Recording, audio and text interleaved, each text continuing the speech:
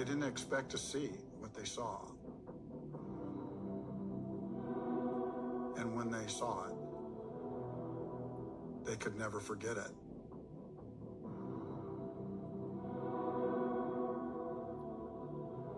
Ferdinand Hayden was hired to lead a team into the Northwest Territories. And the 32 men headed west.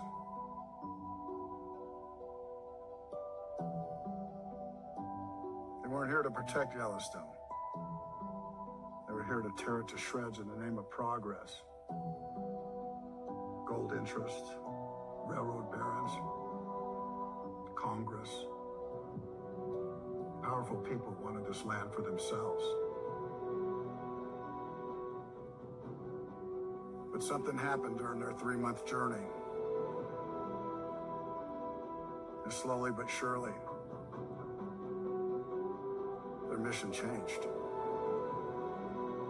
So as we celebrate the 150th anniversary of Yellowstone National Park, we take a look back in time at the events that led to the preservation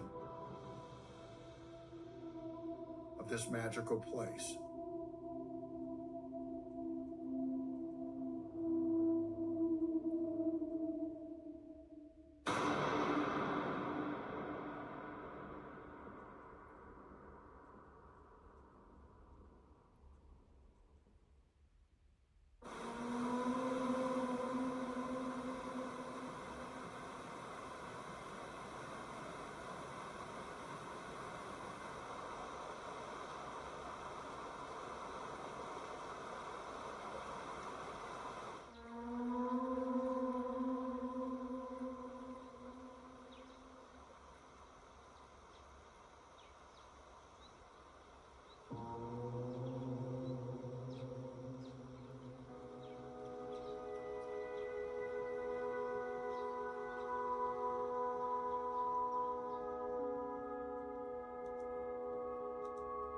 Sometimes I think about the things I'm going to miss most when I finally have to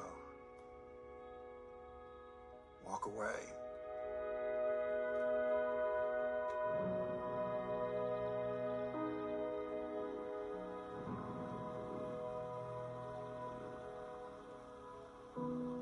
Not just my family that I'll think of, but it'll be the books I never read, the music I never hear,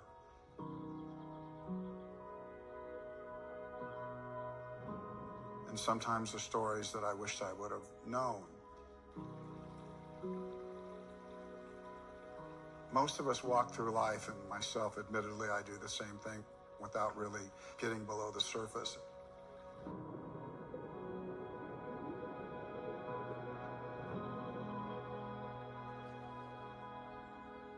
When I was younger, I saw pictures of Yellowstone, and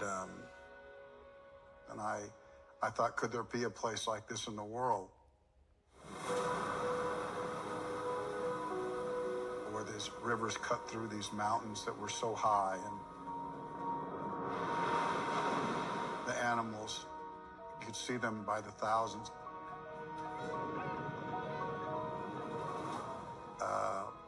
I remember when I got my first glimpse of the mountains, I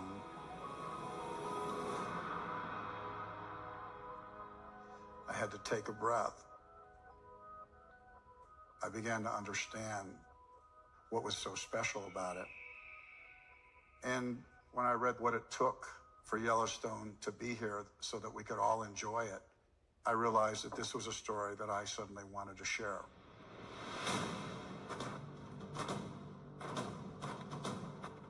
I think everyone in their life at some point thinks, I want to change the world.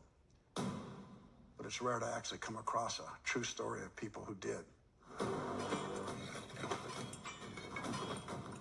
This was a time in America where all people cared about was what they could extract from the land, what they could get out of it. But these pioneers, they came up with an entirely new idea, a new way of finding value in the land. I want to see what they saw. I want to see what changed them.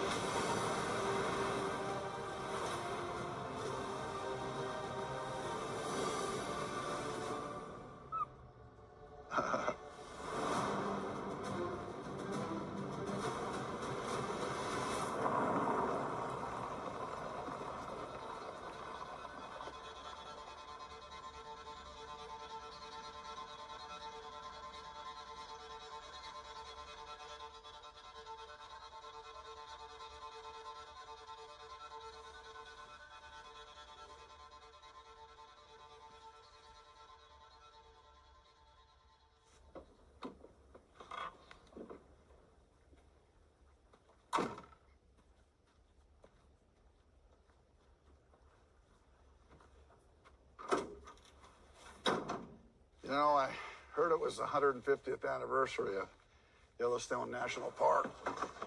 First thing I thought was, how does a park have an anniversary? What actually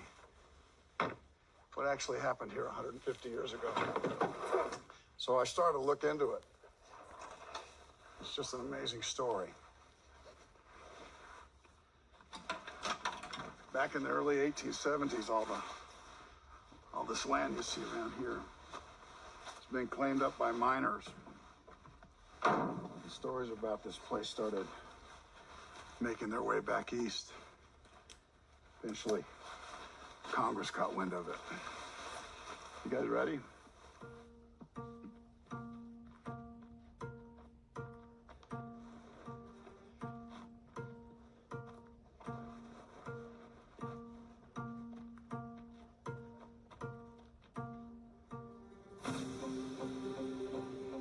Congress commissioned Ferdinand Hayden to go investigate Yellowstone. He recruited some of the best geologists, cartographers, and zoologists in the world. He also brought along a photographer and a painter to document their findings. And the 32 men headed west.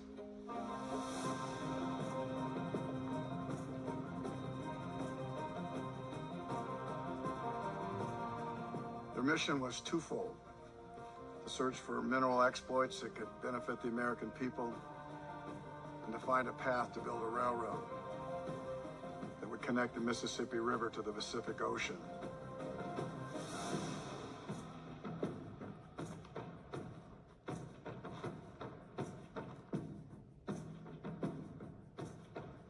They weren't here to protect Yellowstone. They were here to tear it to shreds in the name of progress. But something happened during that 3-month journey. This place, it did something to them. Got inside them. And slowly but surely, started to change their minds. And that's why it's still here. Yeah. She's still here.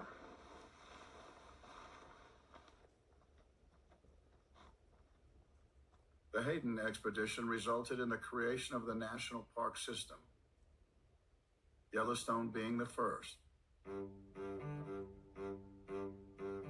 Now there are over 4,000 worldwide and over 2 million square miles of pristine nature that are protected from destruction.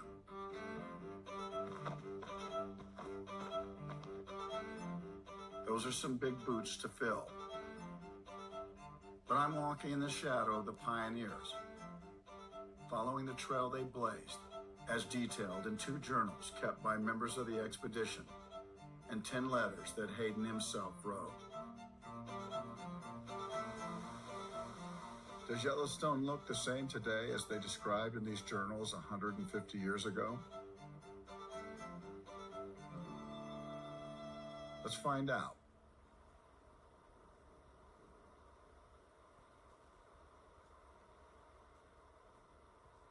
The explorers' first look at Yellowstone was on the morning of July 16th, collecting fossils on one of the mountain peaks of the Gallatin Range. They looked south and saw the Yellowstone River winding through its valley in the distance. They knew they'd arrived.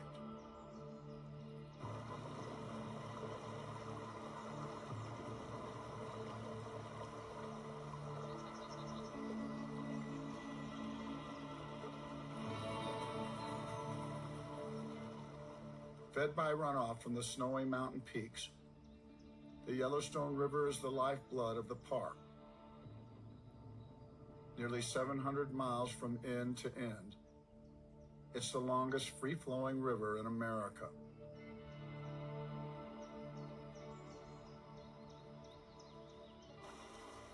No dams have ever been built on it, leaving the Yellowstone every bit as wild and untamed as it was when Hayden first saw it. The Yellowstone moves east and south through this part of the park before branching off into a 40-mile-long tributary called the Lamar River. This leads straight to the fertile valley that is the mecca of Northern American wildlife.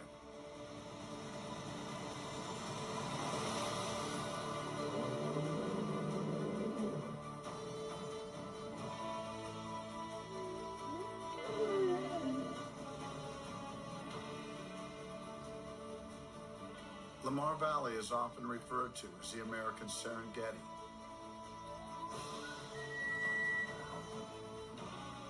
The abundant tall grasses and endless supply of fresh water is everything the prey species in the area could ask for.